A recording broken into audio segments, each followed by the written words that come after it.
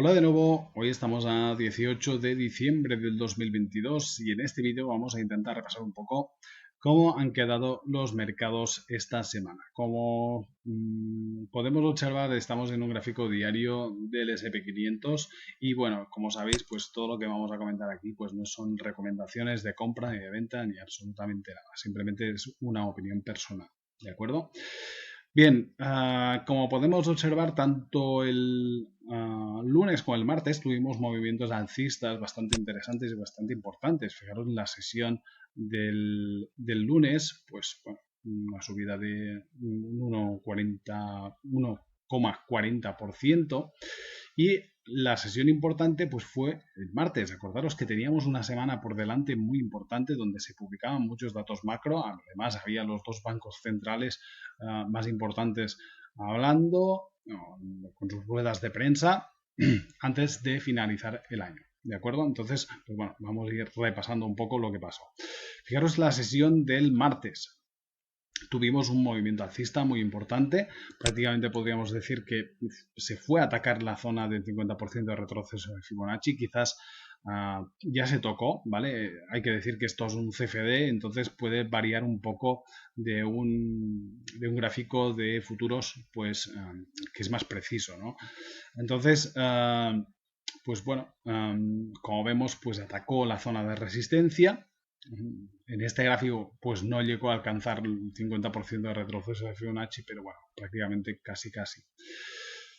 ¿Y qué pasó? Que finalmente aquí le entraron muchas ventas. Fijaros que también estaba atacando la directriz bajista de más largo plazo, ¿de acuerdo? Que viene respetando desde prácticamente a principios de año, desde que se inició toda esta caída, desde marzo, desde el mes de marzo, y este ataque de aquí fue agosto de este año, ¿de acuerdo? Entonces, fijaros que cada vez que ha tocado esta directriz, pues ha sido claramente respetada. Luego dicen que el análisis técnico pues no funciona. Pues hombre, ¿qué quieres que te diga? Pues yo creo que sí, funciona. Seguimos, entonces, pues como íbamos diciendo, pues esta vela que nos dejó el martes fue básicamente por la publicación del dato de IPC. Bien, el dato de IPC que se publicó, como decimos, el martes, fijaros que salió, bueno, aquí pone peor de lo esperado, pero en el contexto actual, pues fue mejor de lo esperado, ¿de acuerdo? ¿Por qué? Fijaros que el anterior fue del 7,7%, ¿de acuerdo? Se esperaba una caída del 7,3% y finalmente quedó por debajo de lo esperado, ¿de acuerdo? Entonces es una buena señal para la inflación, ¿de acuerdo? Entonces, como veis, finalmente acabó cerrando en positivo, pero después de atacar esta zona de aquí, que fue algo bastante interesante. Bien, el mercado nos dejó una especie de estrella fugaz, avisando de que aquí aparecen ventas fuertes o que aquí hay mucha presión bajista, ¿de acuerdo? Bien, ¿qué pasó en la sesión del miércoles? Fijaros que nos dejó una especie de doji y es que el mercado estaba esperando pues después la reunión de la Reserva Federal, ¿de acuerdo? Fijaros que la Reserva Federal finalmente acabó subiendo los tipos a medio punto, ¿de acuerdo? 50 puntos básicos, que como vemos anteriormente era el 4% y los dejó en el 4,5%. Bien, esto el mercado prácticamente lo tenía descontado, pero el mercado lo que esperaba más era la rueda de prensa de Jerome Powell, ¿de acuerdo? A ver qué iba a decir. Pues bueno, fue una rueda de prensa desde mi punto de vista bastante neutral, ¿de acuerdo? No fue una rueda de prensa como las que habíamos tenido anteriormente, que eran así un tono más duro, ¿de acuerdo? Entonces fue algo más neutral. Entonces, fijaros que el mercado también lo interpretó como bastante normal, dejó un doji, ¿de acuerdo? Claramente en esta zona de soporte, esperando pues la sesión del jueves, porque el jueves teníamos la reunión del Banco Central Europeo. ¿De acuerdo?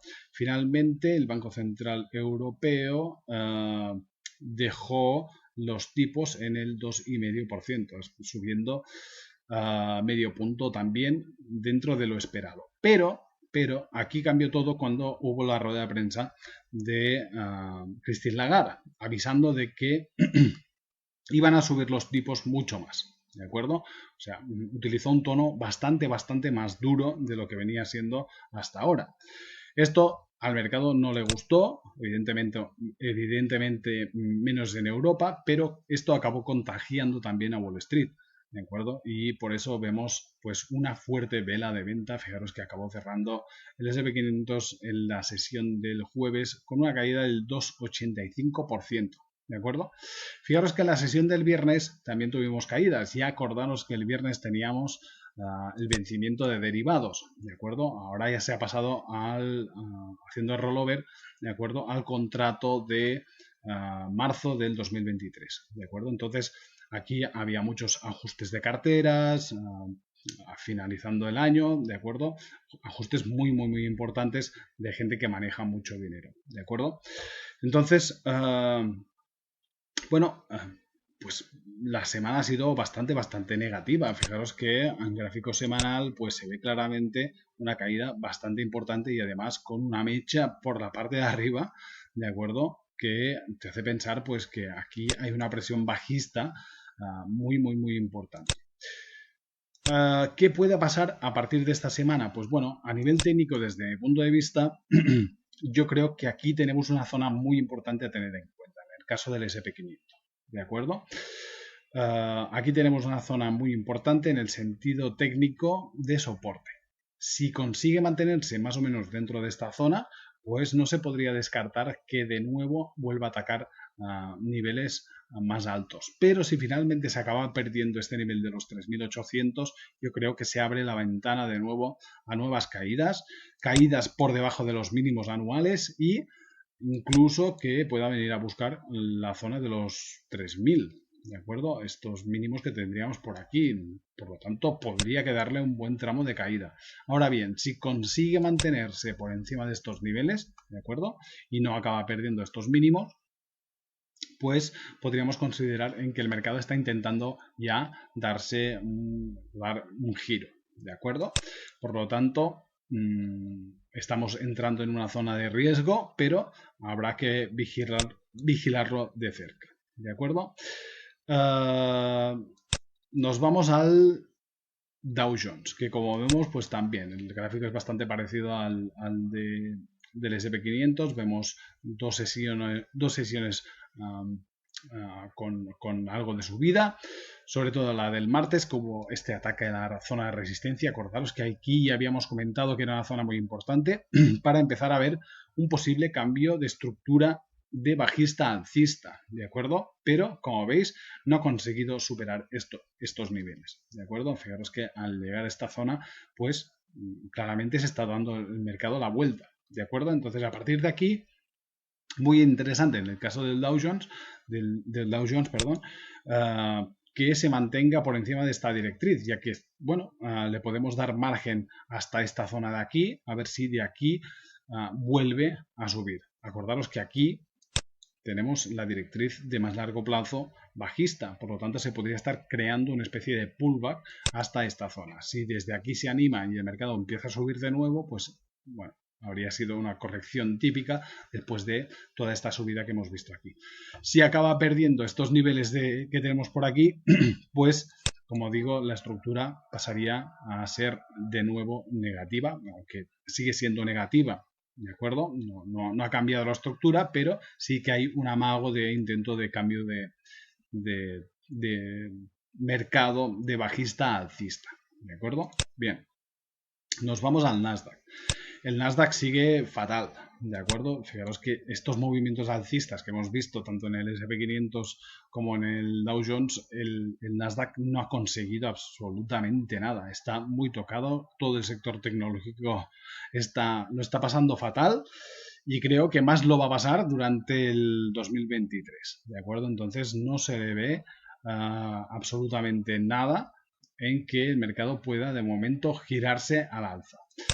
Vemos que pasó o ha pasado lo mismo durante la sesión del martes, este ataque, pero fijaros que minso fue el ataque a la directriz bajista, no consiguió ni alcanzar este nivel de resistencia que tenemos por aquí. Fue claramente atacar esta zona y aquí le metieron un papelón tremendo para enviarlo de nuevo hacia abajo. Y fijaros que el Nasdaq pues está, aparte de estar en un rango súper lateralizado en estas últimas sesiones, mientras el S&P 500 y el Dow Jones estaban subiendo, el Nasdaq pues no ha conseguido absolutamente nada. Y de nuevo, a la que aparecen datos malos, ¿de acuerdo? Podríamos decir, pues aparecen las ventas, ¿de acuerdo? Entonces, pues bueno, de nuevo niveles de soporte importantes en los 11.000 y la clave estaría en prácticamente los mínimos anuales, ¿de acuerdo? Más o menos en esta zona, sí, más o menos por esta zona de aquí. Si finalmente se acaban perdiendo estos niveles, pues se abre la ventana a nuevas caídas y además podrían acelerarse bastante. Por lo tanto niveles importantes en la zona de los 10.322 aproximadamente, que es donde tenemos esta zona de soporte. Nos vamos al Russell. Como vemos, pues tampoco ha conseguido superar este nivel que tenemos del 0,38% de retroceso de Fibonacci, que ha sido utilizado pues prácticamente de zona de resistencia. Por debajo la clave estaría en los 1670, ¿de acuerdo? Donde tenemos niveles de soporte ya un poquito más importantes y más consolidados. Pero también se podría abrir la puerta si finalmente se acaban perdiendo, ¿de acuerdo? Bien, nos vamos a Europa. Europa, el DAX tampoco ha conseguido romper esta zona de resistencia. Ya habíamos comentado que era una zona muy fuerte, ¿de acuerdo? Y estamos viendo una corrección pues bastante importante, que es prácticamente lo que ha pasado en Estados Unidos, que ha sido lo que ha arrastrado a Wall Street hacia la baja, ¿de acuerdo? Por este tono duro de Christine Lagarde. Zona de resistencia, perdón, de soporte importante, pues más o menos estos niveles que tenemos por aquí, ¿de acuerdo?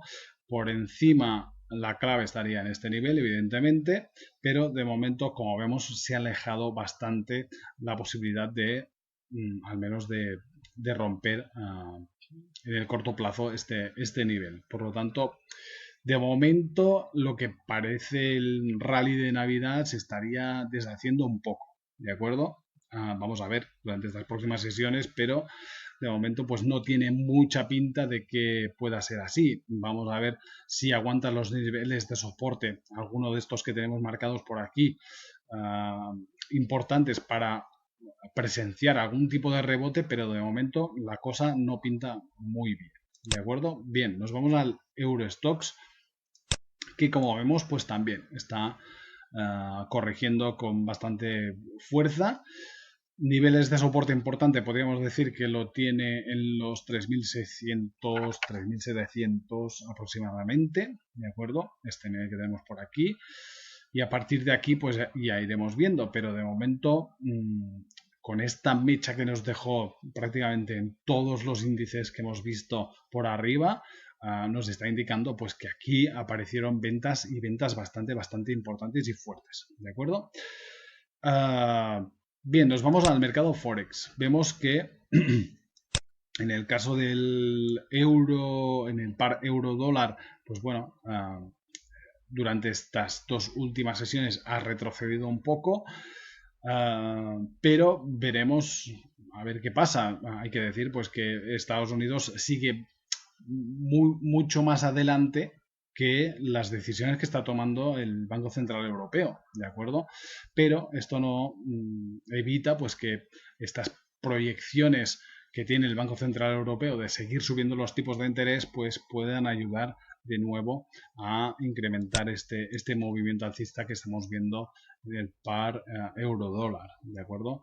La cuestión ahora mismo a nivel técnico pues es que tenemos aquí una zona de soporte y aquí si vamos a un gráfico semanal o mensual incluso podemos ver pues claramente que en el caso del par euro dólar venimos cayendo desde hace bastantes años, desde 2008, ¿vale? Fijaros que está en una tendencia claramente bajista, pero ahora está rebotando con bastante fuerza. Y la directriz bajista estaría esta que tenemos aquí de color morado, ¿de acuerdo? Si vamos de nuevo a un gráfico diario, fijaros que es esta que tenemos por aquí, ¿de acuerdo? Por lo tanto, es una directriz muy importante que si finalmente pues el Banco Central Europeo sigue subiendo los tipos con bastante agresividad, pues no es descartable que pueda acabar rompiéndose,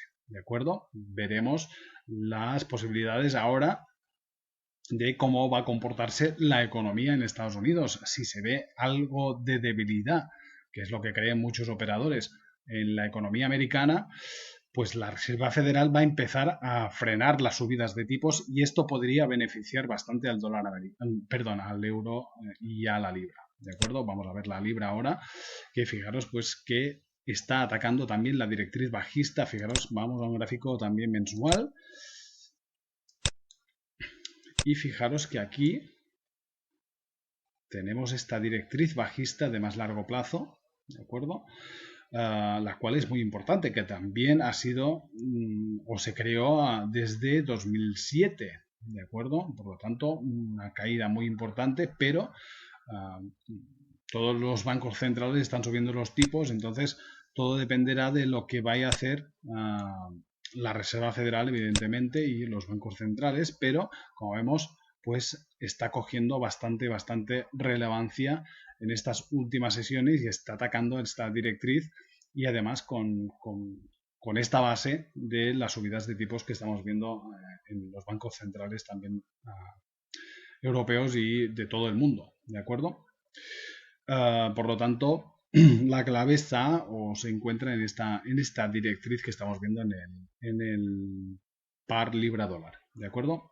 Bien, nos vamos de nuevo a un gráfico diario y nos vamos a ver el dólar americano. Fijaros que en el índice dólar americano, durante la sesión del jueves, se revalorizó bastante. ¿Por qué? Pues básicamente porque finalmente el Banco Central Europeo subió los tipos dentro de lo esperado. Si había una parte del Banco Central Europeo que se esperaba que subiera 75 puntos básicos, ¿de acuerdo? Pero finalmente simplemente lo subió lo que se esperaba el mercado, ¿de acuerdo? Esto animó bastante al dólar americano, por eso rebotó, ¿de acuerdo? Pero aún así, pues yo creo que a partir de ahora los datos macro importantes va a ser el dato de empleo, ¿de acuerdo? A ver qué acaba pasando. Si se ve una debilidad en el mercado laboral, la Reserva Federal va a frenar todas las subidas de tipos, ¿de acuerdo? Esto podría debilitar más el dólar y beneficiar más al euro y a la libra, ¿de acuerdo? Bien, nos vamos al oro. Y como vemos, pues con este movimiento alcista del dólar americano, ya saben que está muy vinculado el oro está vinculado claramente al dólar americano, pues fijaros que la sesión del jueves, pues cayó con mucha fuerza. Aún así, pues la tendencia en estos últimos meses ha sido bastante fuerte o fuertemente alcista, ¿de acuerdo? Aquí entramos en una zona de